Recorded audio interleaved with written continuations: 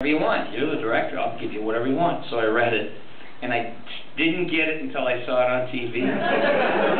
Boy, did I feel stupid.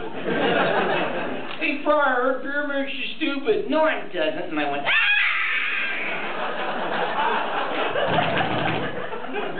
Boy, oh boy, is that funny. And it rang so true. It was the best acting I ever did in my life. It just was so realistic.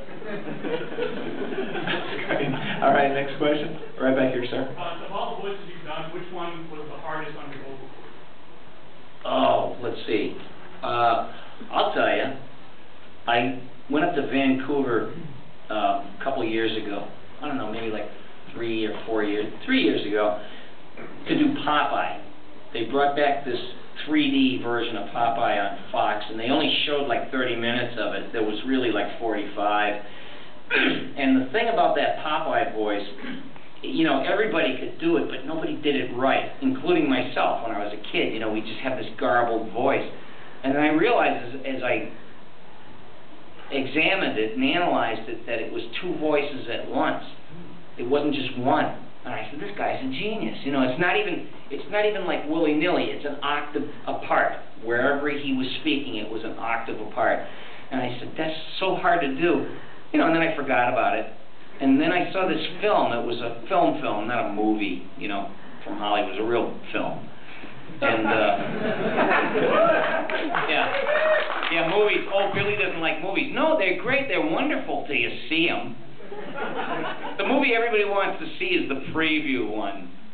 You know, that's like, I want to see that. They can't wait, you know, and then they go see it and they see a preview for another one. That's what I want to see. It's like every time you give away 2.5 hours of your life that you'll never get back. And on your last day on this planet, when you're looking out the window at the blue sky and the birds, you're going to go, I could have had, 80 more hours to live if I hadn't gone to the goddamn movie. So anyway, what was I talking about? I don't even remember. I go all over the map. What was it? Oh yeah, that. I saw a film called Genghis Blues, and it was about this blind folk singer named Paul Pena. If you don't know his name, he wrote Big Old Jet Airliner for Steve Miller, and you know, he got a hit out of it, but he was living in a hovel in San Francisco, and he was blind, and he had all kinds of problems, and he listened to the radio always, but it was a world band radio, and he would tune in to Amsterdam radio or Luxembourg or, you know, anywhere, BBC, and he would hear static, you know, as you're changing channels, and then one time he heard this static, and it wasn't like any of the other static.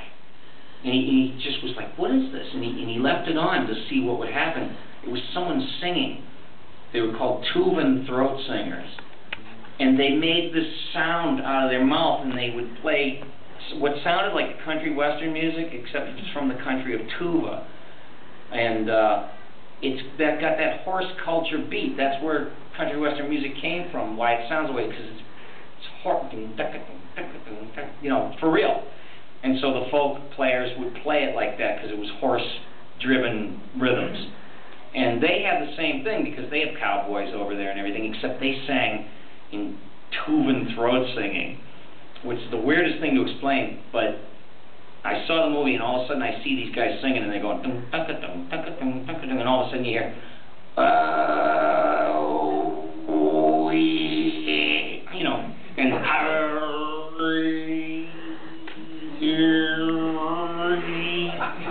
I'm like going, and then they produced a whistle out of the top of that could go in a pentatonic scale, like, you know, 5-note scale. I said, that's whacked.